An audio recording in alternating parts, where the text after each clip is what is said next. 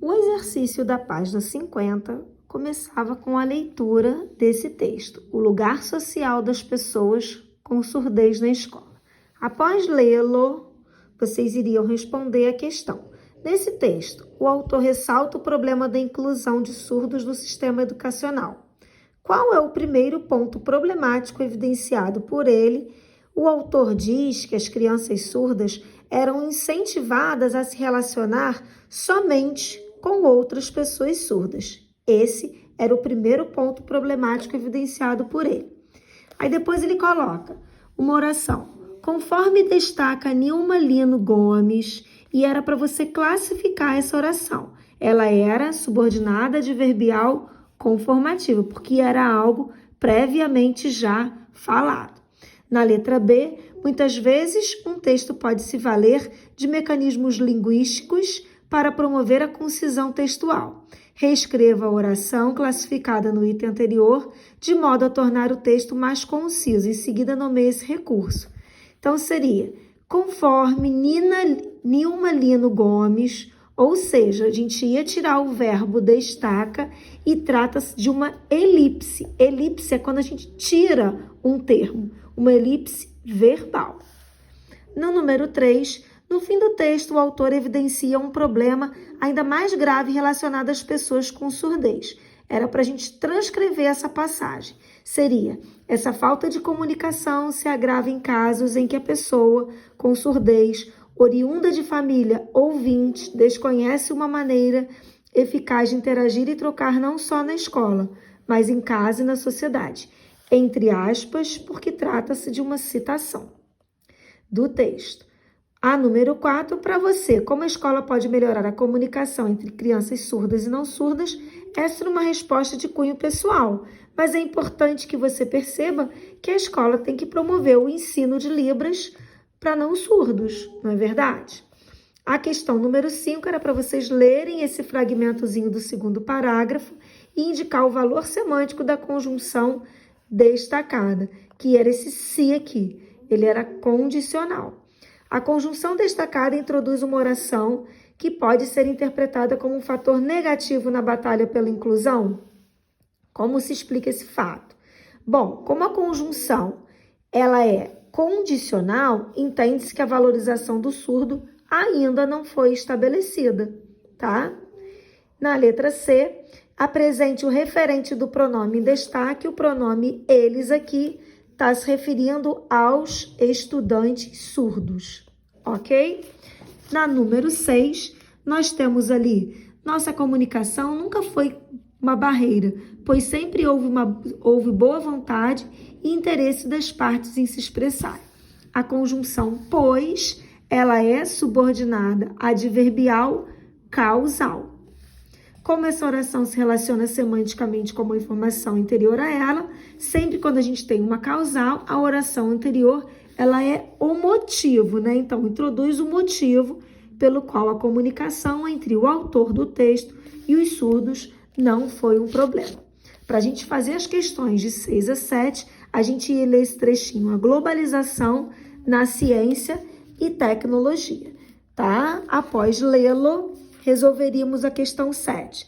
Nos 2 primeiros parágrafos do texto, o autor comenta 2 visões diferentes sobre a globalização. Explique que visões são essas. Então, vamos lá. A primeira está associada à abertura dos mercados, que levou a uma expansão de negócios para as economias emergentes. Então, a segunda está associada à desconfiança e à emergência de nacionalismos exacerbados, o que levou às 2 guerras mundiais do século XX, tá?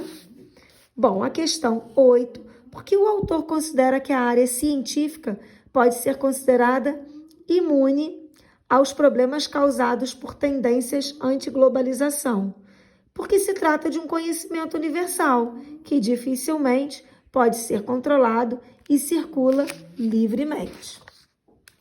A questão 9 era para vocês lerem o trecho do 4º parágrafo e apontar nesse esquema ali, ó, a causa e a consequência, Então, a causa, o antissemitismo de Hitler era tão extremado e a consequência que em 1933 decidiu expulsar os cientistas judeus das universidades alemãs.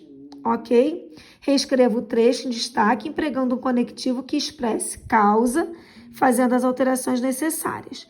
Então, podia ser como, uma vez, visto que o antissemitismo de Hitler era tão extremado em 1933, ele decidiu expulsar os cientistas judeus das universidades alemãs. E para terminar, a gente tinha aqui C e 10. A C era para reescrever o trecho em destaque, empregando um conectivo que expresse consequência, fazendo as alterações necessárias. Então, o antissemitismo de Hitler era extremado a ponto de, em 1933, ele decidiu expulsar os cientistas judeus das universidades alemãs. Ou então podia ser, o antissemitismo de Hitler era tão extremado que, tá? Que argumento o autor usa para refutar o posicionamento de Hitler? Ele menciona que cientistas judeus asilados, como Einstein, foram beneficiados pelos opositores da Alemanha, o que permitiu, por exemplo, o desenvolvimento de armas nucleares antes que os alemães o fizessem. Bom, aí eu passei ainda a continuação aqui à página 52. Após vocês lerem esses textos, fariam aqui, ó, a informação comum aos dois textos diz respeito à inabilidade de expressiva parcela de pessoas para a identificação de fake news. A questão 2. A leitura comparativa dos textos permite concluir que o aumento e a disseminação de falsas notícias pelo mundo começam a se delinear como um problema preocupante no cotidiano social. Para fazer a questão 3 e 4, vocês iriam ler esse trechinho aqui. Na questão 3, no contexto do fragmento, a palavra segundo, que é no primeiro parágrafo aqui, ó. Segundo os dados mais recentes do Ministério da Saúde, esse segundo expressava conformidade e ainda, nesse mesmo contexto, ele pede para a gente analisar esse para quê. A mobilização da sociedade é indispensável para que, ou seja, é a finalidade, tá? Essa foi a correção e como tarefa vai ficar as páginas 63 a 65. Essas páginas são do novo módulo, o módulo 11. O módulo 11 nós já comentamos na aula online. Fala sobre o papel do sujeito e do predicado em construções textuais. Agora nós vamos pegar toda a gramática que nós aprendemos com sujeito e predicado no 8º ano e vamos trabalhar qual a importância delas dentro das questões textuais. Ok, pessoal?